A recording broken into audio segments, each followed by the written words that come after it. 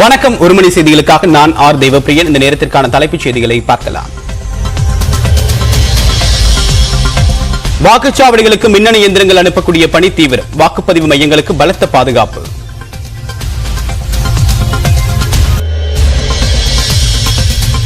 ஈரோடு கிழக்கு இடைத்தேர்தலை நேர்மையான முறையில் நடத்த ஏற்பாடு. பதற்றமான வாக்குச்சாவடிகளில் பாதுகாப்பு அதிகரிக்கப்பட்டிருப்பதாக ஈரோடு மாவட்ட ஆட்சியர் பேட்டி.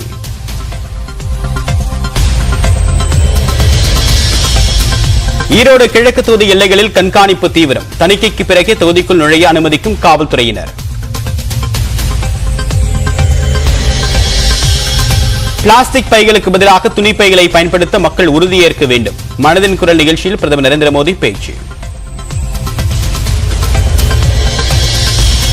மறைந்த திமுக நிர்வாகி ஷிபா வாசுவின் நினைவேந்தல் நிகழ்ச்சியில் பங்கேற்ற முதலமைச்சர் மு க ஸ்டாலின் உருவப்படத்தை திறந்து வைத்து மரியாதை செலுத்தினார்.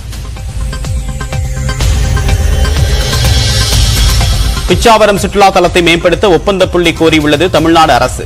படகு குழாம், பூங்கா, காட்சி கோபுரம், உணவகம், தங்கும் விடுதிகளை மேம்படுத்த நடவடிக்கை.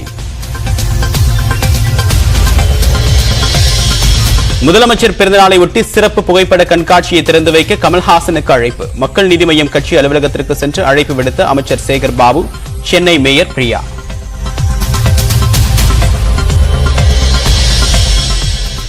ஜெயலலிதாவின் 75வது பிறந்தநாளை ஒட்டி அதிமுக சார்பில் பொதுக்கூட்டங்கள். மார்ச் 5ஆம் தேதி ஆர்கே நகர் கூட்டத்தில் எடப்பாடி பழனிசாமி சிறப்புரை.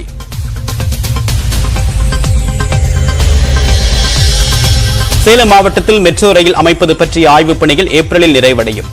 ஆர்டிஐ மூலமாக கேட்கப்பட்ட கேள்விக்கு மெட்ரோ ரயில் நிர்வாகம் பதில்.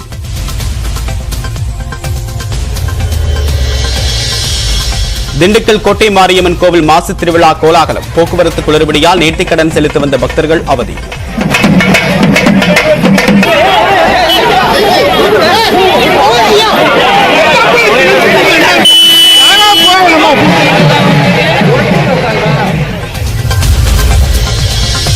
மதுரை மலர் சந்தைக்கு பூக்களின் வரத்து அதிகரிப்பு. விலை சரிந்ததால் குப்பையில் கொட்டப்படும் சோகம்.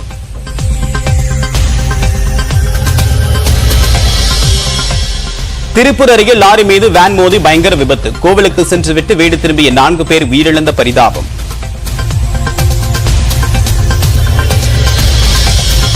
சென்னை எழும்பூரிலிருந்து மதுரை செல்லும் தேஜஸ் ரயில் முதல் முறையாக தாம்பரத்தில் நின்று சென்றது.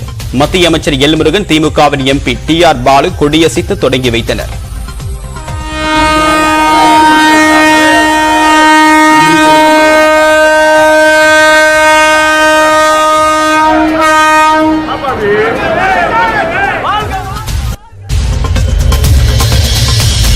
தவறான தகவல்களை கூறி இளம்பெண்ணின் திருமணத்தை நிறுத்தியதாக புகார். ஆந்திராவில் அரசு ஊழியரை நயப்புடைத்த பெண்கள்.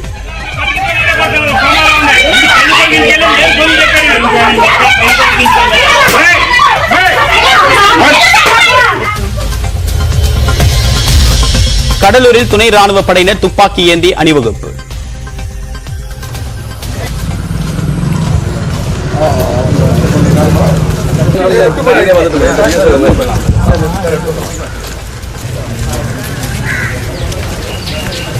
மீனவ கிராமங்களில் அடிக்கடி மோதல் ஏற்பட்ட நிலையில் நடவடிக்கை. டெல்லி மதுபான கொள்கை தொடர்பாக சிபிஐ விசாரணை. சிபிஐ அலுவலகத்திற்கு ஊர்வலமாக சென்று ஆஜரானார் டெல்லி துணை முதல்வர் மணீஷ் சிசோடியா.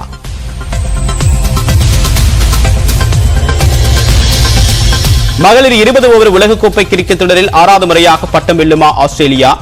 இன்று நடைபெறும் இறுதிப் போட்டியில் தென்னாப்பிரிக்க அணியுடன் பல பரீட்சை.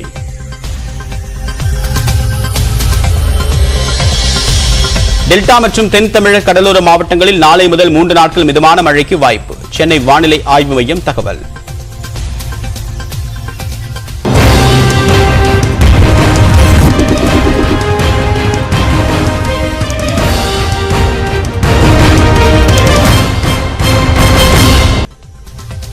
ஈரோடு கிழக்கு சட்டமன்ற தொகுதியில் நாளை இடைத்தேர்தல் நடைபெறுவதை முன்னிட்டு வாக்குச்சாவடிகளுக்கு மின்னணு வாக்குப்பதிவு இயந்திரங்கள் அனுப்பி வைக்கப்பட்டன. ஈரோடு கிழக்கு சட்டமன்ற தொகுதி இடைத்தேர்தல் நாளை நடைபெறவுள்ளது. திமுக கூட்டணி சார்பில் காங்கிரஸ் வேட்பாளர் EVKS இளங்கோவன், அதிமுக சார்பில் தென்னரசு, தேமுதிக சார்பில் ஆனந்த், நாம் தமிழர் கட்சி சார்பில் மேனகா உட்பட 77 வேட்பாளர்கள் களத்தில் உள்ளனர். நாளை காலை 7 மணிக்கு வாக்குப்பதிவு தொடங்கி மாலை 6 மணி வரை நடைபெறுகிறது. மொத்தம் 2,26,898 பேர் வாக்களிக்க உள்ளனர். பொதுமக்கள் வாக்களிக்கக்கூடிய வகையில் 52 இடங்களில் 238 வாக்குச்சாவடி மையங்கள் அமைக்கப்பட்டுள்ளன. இடைத்தேர்தலை முன்னிட்டு சுமார் 1430 வாக்குப்பதிவு இயந்திரங்கள் பயன்படுத்தப்பட உள்ளன. 77 பேர் போட்டியிடுவதால் ஒவ்வொரு வாக்குப்பதிவு மையத்திலும் 5 வாக்குப்பதிவு இயந்திரம் ஒரு கட்டுப்பாட்டு இயந்திரத்துடன் பொருத்தப்பட உள்ளது. இந்நிலையில் வாக்குப்பதிவுக்கு தேவையான மின்னணு வாக்குப்பதிவு இயந்திரங்கள் உட்பட 20க்கும் மேற்பட்ட பொருட்கள் ஈரோடு மாநகராட்சி அலுவலக வைப்பறையில் இருந்து பலத்த போலீஸ் பாதுகாப்புடன் அந்தந்த வாக்குச்சாவடிகளுக்கு அனுப்பி வைக்கப்பட்டன. அப்போது செய்தியாளர் பேசிய மாவட்ட ஆட்சியரும் மாவட்ட தேர்தல் அதிகாரியுமான கிருஷ்ணன் உன்னி பதற்றமான வாக்குச்சாவடிகளில் கூடுதல் பாதுகாப்பு போடப்பட்டு கண்காணிக்கப்படும் என்று கூறியுள்ளார். பணப்பட்டுவாடா உள்ளிட்டவை குறித்து பொதுமக்கள் புகார் அளித்தால் உரிய நடவடிக்கை எடுக்கப்படும் என்றும் அவர் தெரிவித்தார்.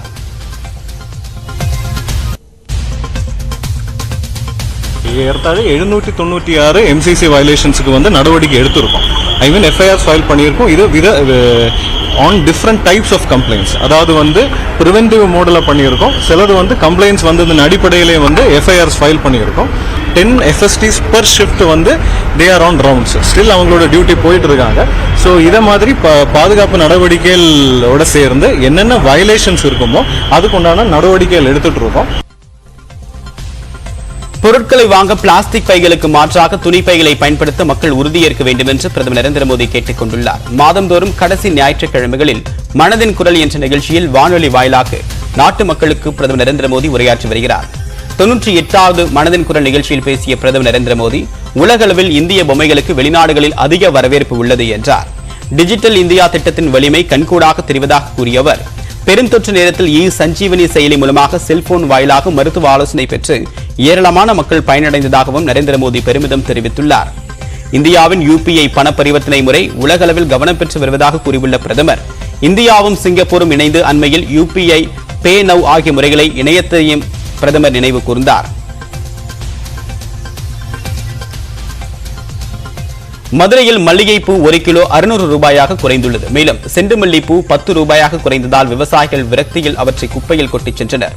திண்டுக்கல், தேனி உள்ளிட்ட மாவட்டங்களில் விளைவிக்கப்படக்கூடிய பூக்களை மதுரை மாட்டுத்தாவணியில் உள்ள மலர் சந்தைக்கு விவசாயிகள் கொண்டு வருகின்றனர்.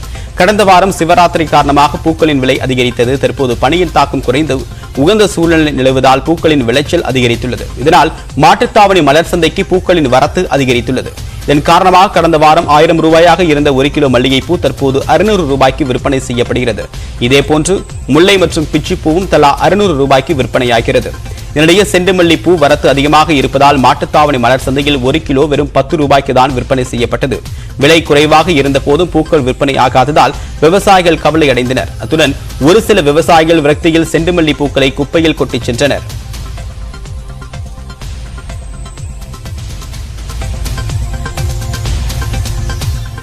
திண்டுக்கல் கோட்டை மாரியம்மன் கோவில் சுற்றுச்சாலைகளில் கடும் போக்குவரத்து நெரிசல் காரணமாக நேர்த்திக்கடன் செலுத்தி வரக்கூடிய பக்தர்கள் பெரும் சிரமத்திற்கு உள்ளாகியுள்ளனர். திண்டுக்கல் கோட்டை மாரியம்மன் கோவில் மாசி திருவிழா வெகு சிறப்பாக கொண்டாடப்பட்டு வருகிறது. ஞாயிறு விடுமுறை என்பதால் அதிகாலை முதலே பல்லாயிரக்கணக்கான பக்தர்கள் கோவிலில் சுவாமி தரிசனம் செய்ய குவிந்துள்ளனர். பொங்கல் வைத்து கிடாவிட்டு வேண்டுதல் நிறைவேற்றியும் பால்குடம், தீச்சட்டி எடுத்தல் மற்றும் அங்க பிரதட்சணை செய்தும் நேர்த்திக்கடன் செலுத்தியும் வருகின்றனர். நிலையில் கோவில் சுற்றுச்சாலைகளில் வாகனங்களின் கடும் போக்குவரத்து நெரிசல் காரணமாக நேர்த்திக்கடன் செலுத்தி வரக்கூடிய பக்தர்கள் நீண்ட நேரம் காத்திருந்து சிரமத்திற்கு உள்ளாகியுள்ளனர்.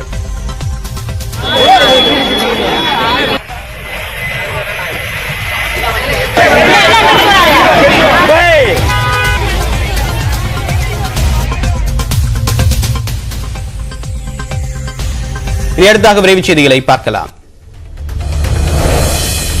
மறைந்த திமுக கவுன்சிலர் ஷீபா வாசுவின் உருவப்படத்தை முதலமைச்சர் மு.க. ஸ்டாலின் திறந்து வைத்தார். சென்னை மாநகராட்சியின் 122வது வார்டு உறுப்பினரும் திமுகவின் தலைமை செயற்குழு உறுப்பினருமான ஷீபா வாசு உடல்நலக்குறைவு காரணமாக கடந்த 16ஆம் தேதி காலமானார். இந்நிலையில் ஆழ்வார்பேட்டையில் நடைபெற்ற மறைந்த ஷீபா வாசுவின் நினைவேந்தல் நிகழ்ச்சியில் கலந்து கொண்ட முதலமைச்சர் ஸ்டாலின் அவரது உருவப்படத்தை திறந்து வைத்தார்.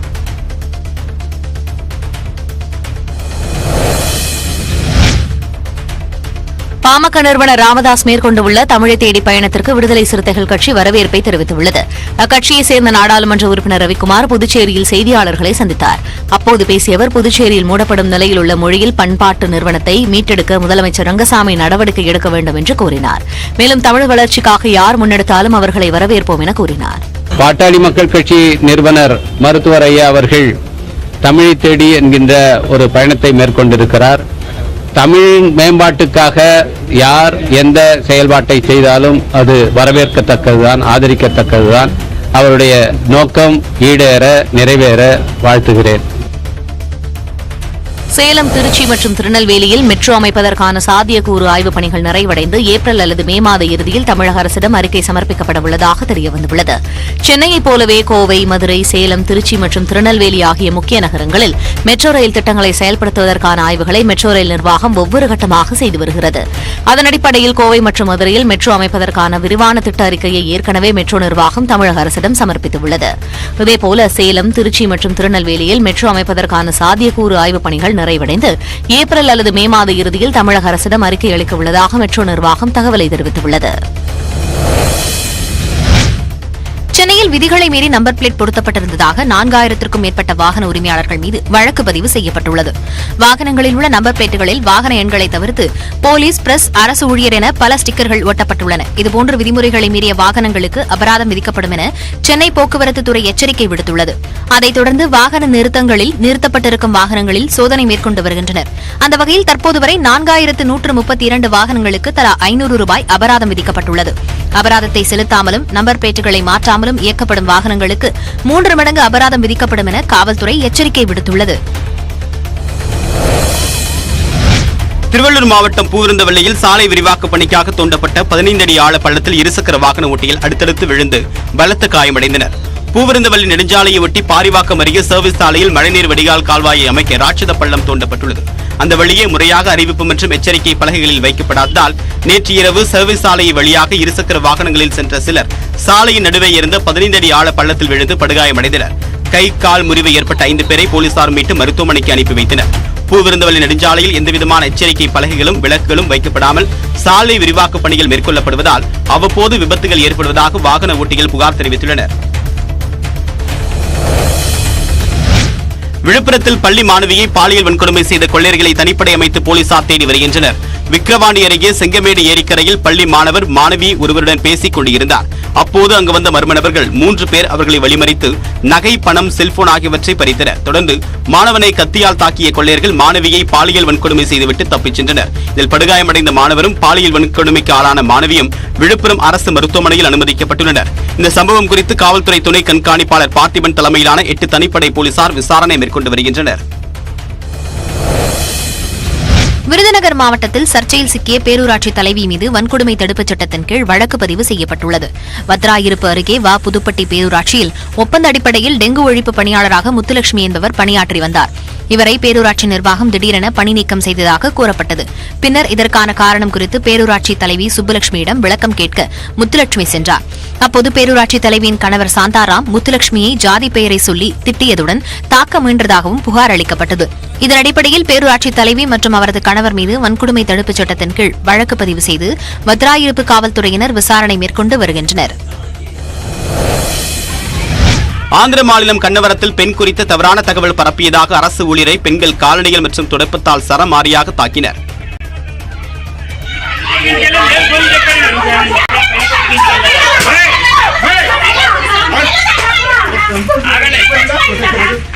குறிப்பிட்ட பகுதியில் இளம்பெண் ஒருவருக்கு திருமணம் நிச்சயிக்கப்பட்டிருந்தது. அந்த பெண் பற்றி சமூக நல உதவியாளராக இருந்த ராம்பாபு என்பவர் உண்மைக்கு புறம்பான தகவல்களை கூறியதாக தெரிகிறது. இதனால் அந்த பெண்ணின் திருமணம் நின்றுவிட்டது. திருமணம் நிற்க ராம்பாபு தான் காரணம் என்று தெரிந்து கொண்ட பெண்ணின் உறவினர்கள் சரமாரியாக தாக்கி தங்கள் கோபத்தை தீர்த்துக் கொண்டனர்.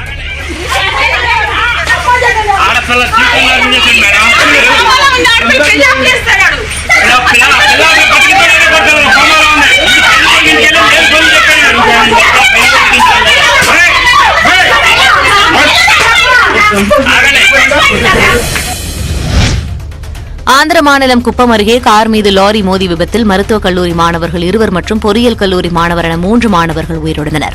குப்பத்தில் உள்ள BS மருத்துவக் கல்லூரியில் விகாஸ், பிரவீன் என்ற 2 மாணவர்கள் மருத்துவம் படித்தனர். அவர்களின் மற்றொரு நண்பனான பொறியியல் கல்லூரி மாணவர் கல்யாண் ஆகியோர் சனிக்கிழமை இரவு தனது நண்பரின் பிறந்தநாள் நிகழ்ச்சியில் பங்கேற்றுவிட்டு மீண்டும் குப்பத்திற்கு திரும்பிக் கொண்டிருந்தனர்.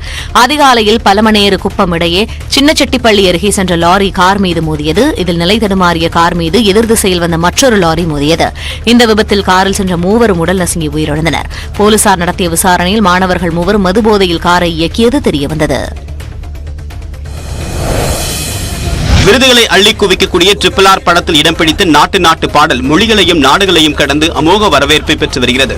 தென்கொரியர்கள் நாட்டு பாடலை ட்ரெண்ட் செய்து வரக்கூடிய நிலையில் அவர்கள் ஆடிய நடனத்தின் காட்சிகளை இந்தியாவில் உள்ள கொரிய தூதரகம் வீடியோவாக வெளியிட்டுள்ளது. BTS இசைக்குழுவை ரசித்த தென்கொரியர்களை ஆட்டம் போட வைத்திருக்கக்கூடிய நாட்டு பாடல் அந்நாட்டில் தற்போது கவனத்தை ஈர்த்து வருகிறது.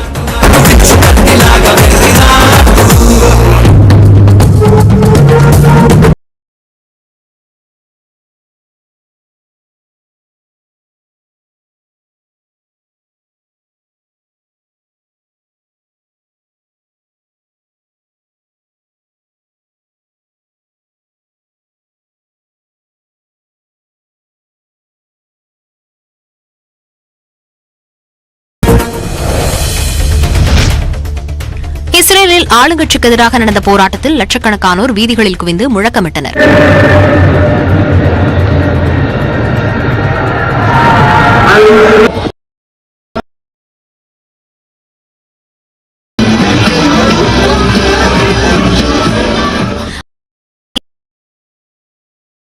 ஜெருசலேம் உள்ளிட்ட நகரங்களிலும் போராட்டங்கள் தீவிரமடைந்தன. 21 மணி நேரம் நாட்டின் இளம் வீரர் ஏர்மேன் டிப்லாண்டிஸ் உலக சாதனையை நிகழ்த்தியிருக்கிறார்.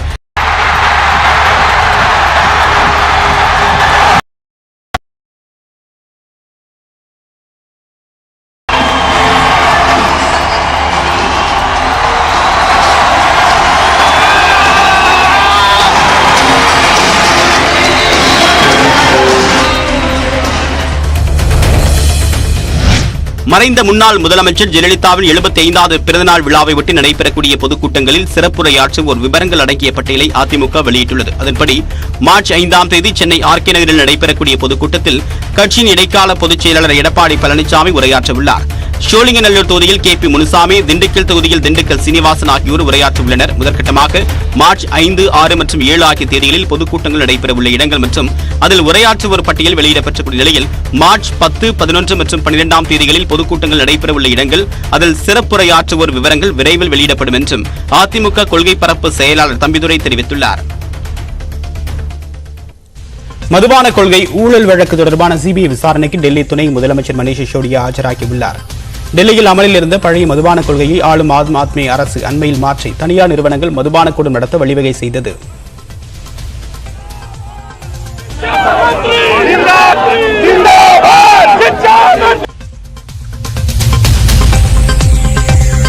இந்த மது கொள்கையை மாற்றியதற்கு பெரிய தொகை லஞ்சமாக தரப்பட்டதாக புகார் எழுந்தது. தொடர்பாக வழக்கு பதிவு செய்த CBI மணீஷ் சிசோடியாவுக்கு சொந்தமான இடங்களில் சோதனை மேற்கொண்டது. இந்த வழக்கு விசாரணைக்கு ஆஜராக CBI சம்மன் அனுப்பிய நிலையில் மணீஷ் சிசோடியா தன்னுடைய ஆதரவாளருடன் டெல்லியில் ஊர்வலமாக சென்றார். பிறகு ராஜ்காத்தில் உள்ள காந்தி நினைவிடத்தில் தியானம் செய்த மணீஷ் பிறகு தொண்டர்கள் மத்தியில் பேசினார். CBI தம்மை கைது செய்ய வாய்ப்பிருப்பதாக கூறிய மணீஷ் தாம் யாருக்கும் அஞ்சவில்லை என்றும் மத்திய அரசுதான் அரவிந்த் கெஜ்ரிவாலை கண்டு அஞ்சுவதாகவும் கூறினார். 10 மணி அளவில் CBI அலுவலகத்தில் மணீஷ் சிசோடியா ஆஜராகி விளக்கம் அளித்து வருகிறார்.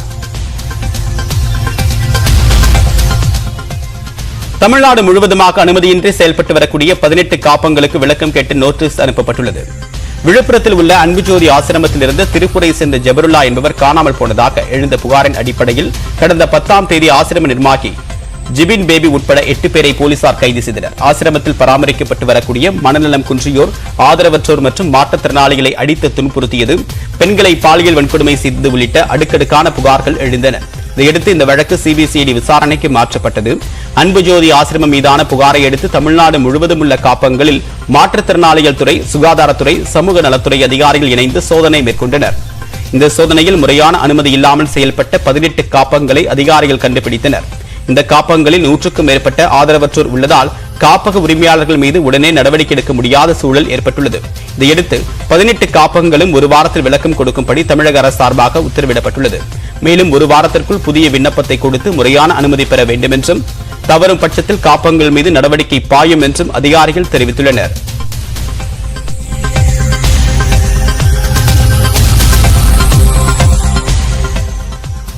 தேஜஸ் அதிவிரைவு ரயில் சென்னை தாம்பரம் ரயில் நிலையத்தில் முதல் முறையாக நின்று சென்றது.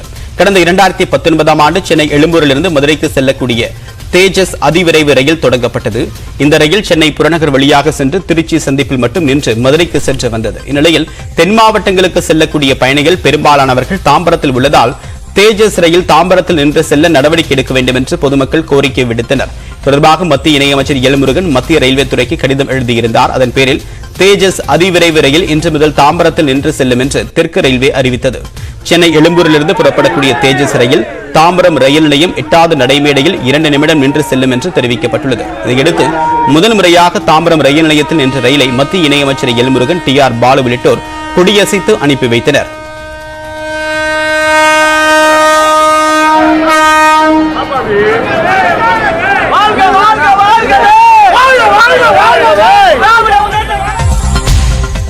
இந்நிலையில் TR பாலு தொடர்ந்து 4 ஆண்டுகளாக மேற்கொண்ட தொடர் முயற்சிகளின் விளைவாக தேஜஸ் ரயில் தாம்பரம் ரயில் நிலையத்தில் நின்று செல்வதாக திமுக தரப்பில் தெரிவிக்கப்பட்டுள்ளது. மேலும் நீண்ட தாமதத்திற்கு பிறகு மத்திய அரசு ரயில் பயணிகளின் கோரிக்கைகளை நிறைவேற்றி உள்ளதை பெரிய சாதனையாக சிலர் காட்டிக்கொள்ள முயற்சிப்பது சரியில்லை என்றும் கூறப்பட்டுள்ளது.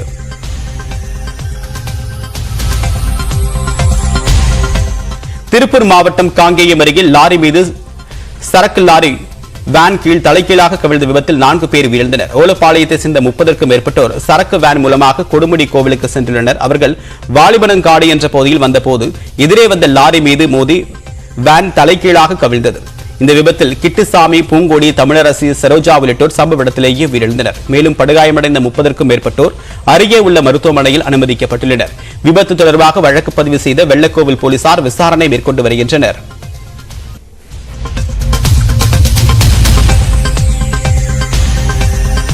அடுத்ததாக 1 நிமிட செய்திகளை பார்க்கலாம். சென்னை தியாகராய நகரில் பாரம்பரிய விளையாட்டுகளுடன் சாலை திருவிழா வெகு விமர்சையாக நடைபெற்றது. போதையில்லா தமிழ்நாடு குறித்த விழிப்புணர்வை ஏற்படுத்தும் வகையில் சென்னை மாநகராட்சி சார்பில் தியாகராய நகரில் சாலை திருவிழா நடைபெற்றது. எப்போதும் வாகன நெரிசலாக காட்சியளிக்கக்கூடிய பாண்டி பஜார் இன்று விளையாட்டு வீதியாக மாறியது. கராத்தே, கேட்வாக், கூடைப்பந்து, மிதிவண்டி ஓட்டுதல், ஸ்கேட்டிங், டேபிள் டென்னிஸ், பேட்மிண்டன், தட்டான்கல் போன்ற விளையாட்டுகளை ஏராளமான சிறுவர்கள், பெரியவர்கள் விளையாடி மகிழ்ந்தனர். கயிறு இழுத்தல், கோலம் போடுதல் உள்ளிட்ட போட்டிகள் நடத்தப்பட்டன. இவ்வளோ மக்கள் ஒரே இடத்துல, அதுவும் இயர்லி மார்னிங்ல இந்த மாதிரி ஹாப்பியா இருக்கிறது ரொம்ப, அதுவும் எங்களுக்கும் ஜாலியா இருக்கு. குழந்தைங்களெல்லாம் கூட்டிட்டு வேர்ல்ட்ஸ் லார்ஜஸ்ட் லோகோ பண்ணியிருக்கோம். நாய்கள் கண்காட்சி பார்வையாளர்களை வெகுவாக கவர்ந்தது. ட்ரம்ஸ் மேளம் முழங்க இளைஞர்கள், பெண்கள் குத்தாட்டம் போட்டனர்.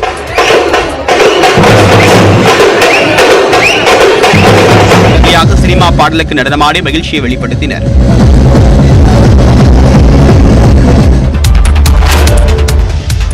வார விடுமுறை தினத்தையொட்டி சுற்றுலா தலங்களில் சுற்றுலா பயணிகள் ஏராளமானோர் குவிந்துள்ளனர். கன்னியாகுமரி முக்கடல் சங்கமிக்கும் பகுதியில் சுற்றுலா பயணிகள் ஆயிரக்கணக்கானோர் சூரிய உதயத்தை கண்டு ரசித்தனர். விவேகானந்தர் நினைவு மண்டபத்திற்கும் திருவள்ளுவர் சிலைக்கும் இடையே தோன்றிய சூரியனை கண்டு ரசித்த சுற்றுலா பயணிகள் அந்த காட்சியை தங்களது செல்போனில் புகைப்படம் எடுத்து மகிழ்ந்தனர்.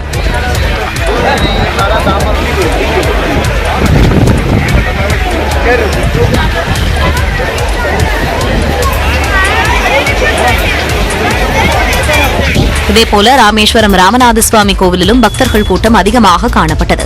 அக்னி தீர்த்த கடற்கரை மற்றும் 22 புண்ணிய தீர்த்தங்களில் புனித நீராடிய பக்தர்கள் நீண்ட வரிசையில் காத்திருந்து சுவாமி தரிசனம் செய்து வருகின்றனர். சுற்றுலா பயணிகள் மற்றும் பக்தர்களின் கூட்டம் அதிகமாக இருந்ததால் கூடுதல் போலீஸ் பாதுகாப்பு போடப்பட்டுள்ளது.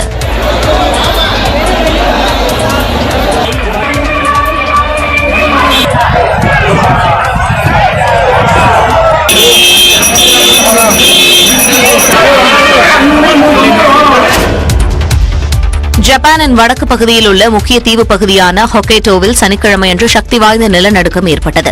ரிக்டர் அளவில் 6.1 நிலநடுக்கம் பதிவாகியிருந்தது. நெமூரோ தீபகற்பத்தில் 61 கிலோமீட்டர் ஆழத்தில் இந்த நிலநடுக்கம் மையம் கொண்டிருந்ததாக தெரிவிக்கப்பட்டுள்ளது. நிலநடுக்க அதிர்வை தொடர்ந்து சுனாமி ஏற்பட வாய்ப்பு இல்லை என்று ஜப்பான் வானிலை ஆய்வு மையம் தெரிவித்துள்ளது. பப்புவா நியூ கினியாவில் 6.5 ரிக்டர் அளவில் நிலநடுக்கம் பதிவாகியுள்ளது.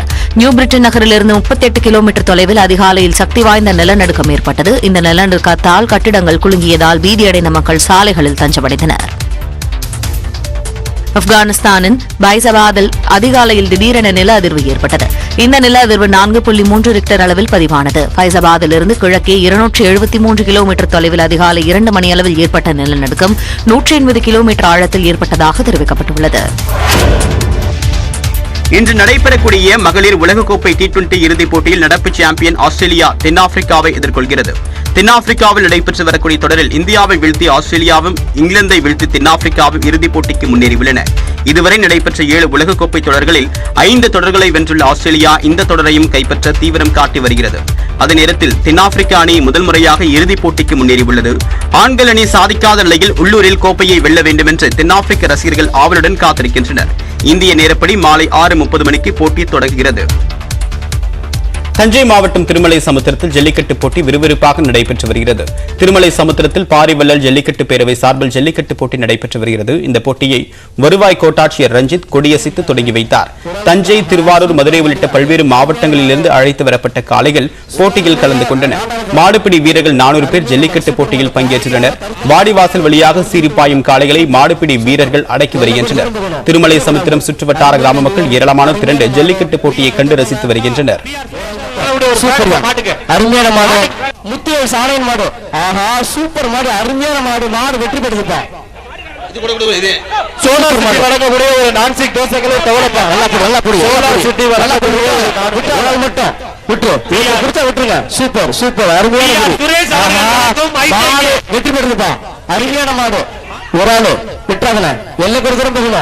ஆஹா, சூப்பர் மாடு, அருமையான மாடு. மாடு வெற்றி பெற்றிருப்பா. மாடு ஒரு ஆள் மட்டும். சூப்பர், அருமையான மாடு. அதே அருமையான மாடு, சூப்பர் மாடு. போட்டியில் வெற்றி பெற்ற வீரர்களுக்கும் காளையின் உரிமையாளர்களுக்கும் இருசக்கர வாகனம், கட்டில், குக்கர் உள்ளிட்ட பரிசு பொருட்கள் உடனுக்குடன் வழங்கப்பட்டு வருகின்றன. அருமையான மாடியா. புதுக்கோட்டை திருவப்பூர் முத்துமாரியம்மன் கோவில் பூச்செறிதல் விழாவை ஒட்டி கவிநாடு கண்மாயில் 60ஆம் ஆண்டு ஜல்லிக்கட்டு போட்டி தொடங்கியது. இந்த போட்டியை சட்டத்துறை அமைச்சர் ரகுபதி கொடியசைத்து தொடங்கி வைத்தார். தமிழ்நாட்டின் பல்வேறு பகுதியிலிருந்து அழைத்து வரப்பட்ட 900 காளைகள் வாடிவாசல் வழியாக அவிழ்த்து விடப்படுகின்றன. இந்த போட்டியில் மாடுபிடி வீரர்கள் 250 பேர் பங்கேற்று காளைகளை அடக்கி வருகின்றனர்.